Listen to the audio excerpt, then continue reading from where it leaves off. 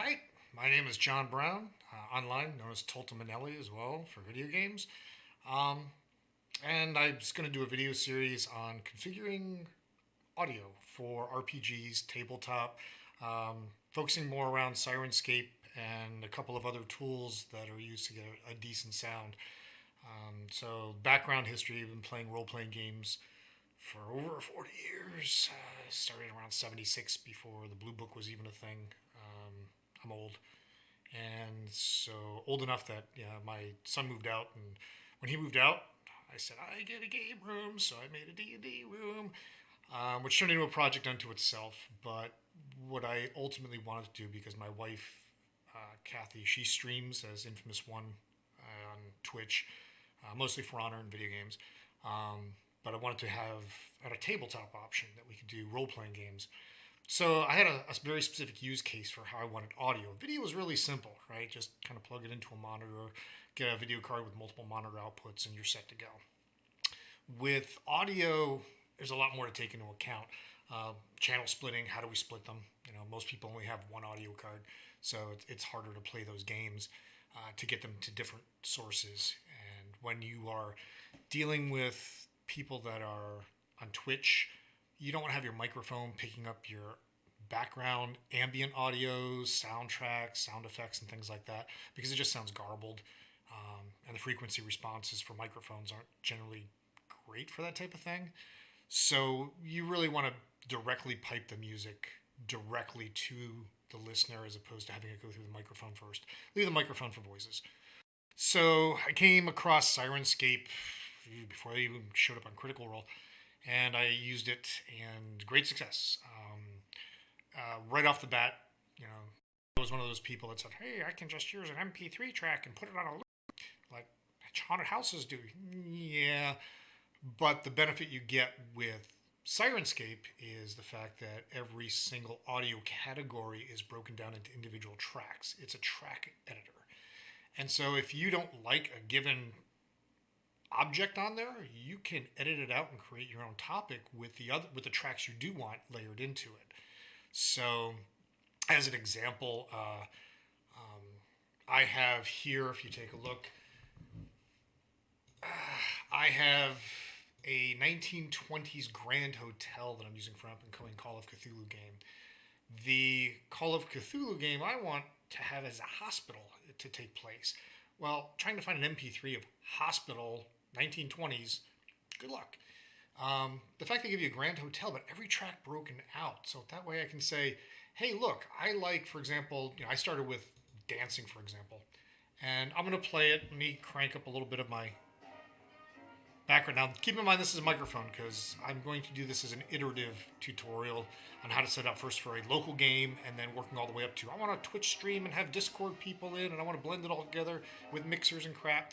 So we'll evolve to that point, but I'm starting off right now with just microphones. Assuming you're just doing a local game and you don't have to worry about broadcasting anywhere else. You just want nice audio. So you can hear that it's a Grand Hotel dancing. Doesn't really fit a hospital kind of theme. So what I did is that I went through, if you take a look here, these how you enable and disable given tracks, right? And this is the audio for the overall sound of those tracks blended together. Individual track audio, you can adjust here, right? These little sliders individually. So you can increase the sound of elevators, for example, if you wanted to in this case. On this side, you've got a slider for volume, but these are manual triggers. You basically click on them and activate sounds. So for example, hey, I want to have a front desk bell. And the really cool thing about that is I was running a Conan game with Fantasy Ground for my test run of Sirenscape over a year ago to something like that, long time ago. But anyway, I had a swamp, and the characters are going through a swamp. And I initially went through and looked and said, swamp, okay, what does it have for tracks? It has, insects. It has, sloshing sounds. Cool, some water, whatever, frogs. That's another track. There's a track on there that said alligator. That's pretty cool. All right. Well, I'll tell you what, I'm going to turn off the automatic alligator track here. I don't want to do that because alligator existed here in the manual activation. Then I dropped the volume level of the manual activation low. The characters are talking at the table, general BSing, and, as players will do. And I clicked on alligator. Didn't affect anybody, it's just audio. So I cranked it up a little bit. A couple minutes later, clicked alligator. Nothing. Cranked it up a little bit more. Clicked alligator. And one of our players, Jill, the more observant of the group, she says, I just heard an alligator, and I heard that same alligator a couple minutes ago, but it was a lot further away. We might want to think about this, guys. And it pulled the character. They all went, ugh, and they knew it was coming. It played on their heads and brought them into the story again. And it was a subtle way of redirecting the group back to the narrative, right? To get back to the story, and away from, what I did at work today kind of thing. It's fun, but it's just kind of fun to watch them all snap to attention when an audio cue clues them in. So in my case, I wanted to have a hospital for my new Call of Cthulhu campaign that I'm starting. So I went through and I turned things on and off. And for example, I don't want dancing. I don't want jazz playing for a hospital. I don't want clinking glasses. It takes a special kind of hospital that does that. So I created it and I called it Hospital. And I enabled ceiling fan, right? And you can hear it kicking off now. Like in the 1920s, you could smoke in waiting rooms, so they had ceiling fans going. So I really wanted to bring that sense of, you're in a waiting room. I left steps on the floor because that would happen in a hospital. And notice if you can listen, it's a totally different sound than just a grand hotel, right? So you can layer this in such a way that what the title says on the left sounds totally different than what you create. You're just assembling tracks together to come up with something unique. So it's a brilliant way of creating an atmosphere that sets the mood for your players. So I really dug that. So to give you an idea of the setup that I ultimately want to get to in the tutorial, but it's going to take a few episodes only because there's a lot to go over to get audio. When I started here, my use case for doing this table was, I need to be able to bring people into Discord and pipe them into my Fantasy Grounds VTT game. And I want to be able to stream, and I want each of them to get their own audio output. And I don't want to have, problems understanding the people at the table. So there were a lot of criteria that I went into before I finally got to where I wanted. So what we have, I'll give you a tour of what we've got in my game room thus far. This, where I'm currently using OBS for the current stream, is generally player info. It's kind of like a player screen. So I can put information for other players for the roles and things like that. I'm an RPG systems whore. So I having giving players notes is handy for them to accommodate my whims. We have here on the bottom, this guy, PC, is the GM's PC. This has the GM's Fantasy Grounds and normally runs Sirenscape. For purposes of the simple demo, I'm going to be running Fantasyscape from this PC.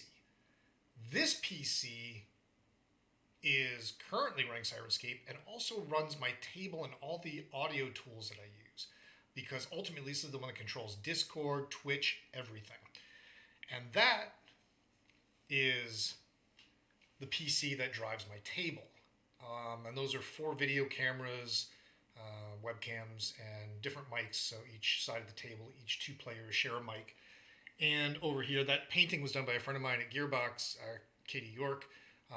Sets the mood for our Cthulhu game up and coming. I also added into the collection, although I tried to avoid it, this is my sound mixer. Yamaha, goes to USB.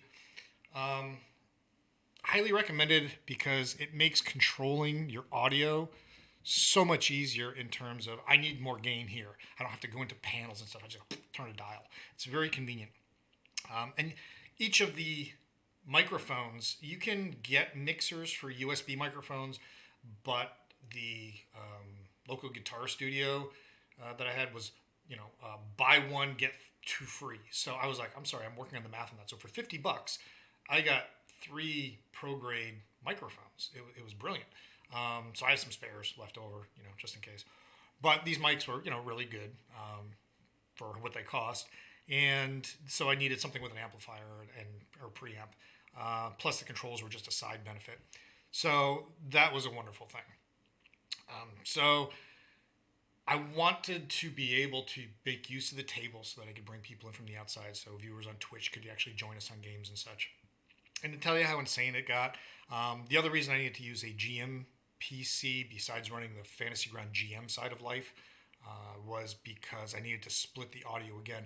The one suggestion I have for the Sirenscape guys is to, because it's an audio app, dedicate or make it so that the user can choose what the line out is for it.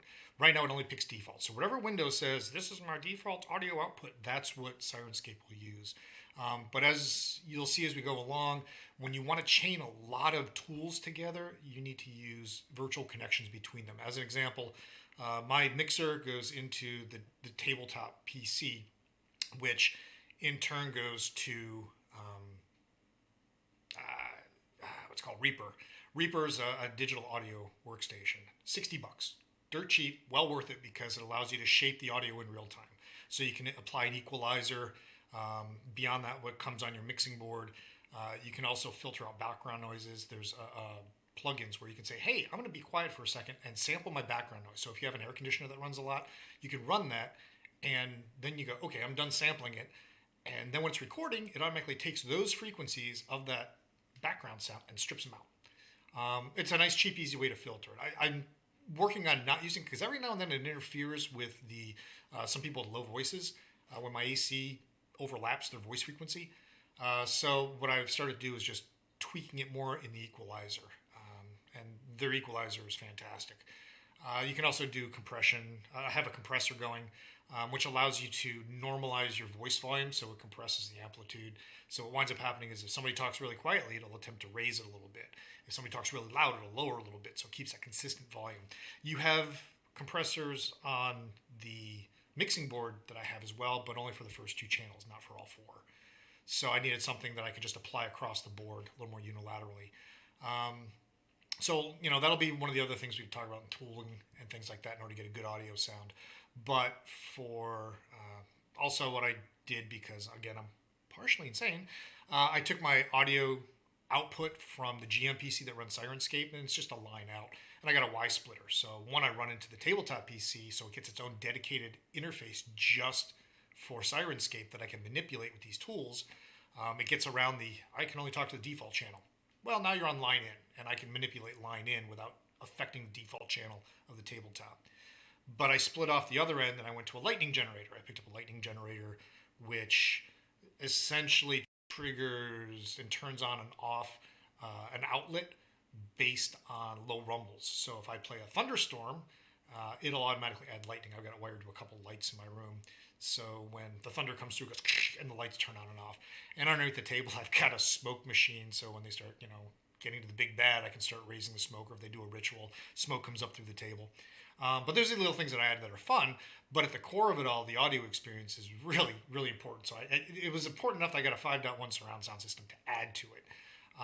Because you can add through Sirenscape the thunderstorms, the lightning sound, the crash of thunder, the rain. You can add, the music, and being able to cue off of that to do things like a lightning effect or smoke, and tying it all together really contributes to the story. I mean, you can tell a good story, cool, but the only sensory effect you have is what you can imagine, which is powerful. But couple that with some real life tweaks, and you can amplify, in this case, horror. It can really make people unsettled, which is a good thing, when you're running a good story. So, next video, I'll do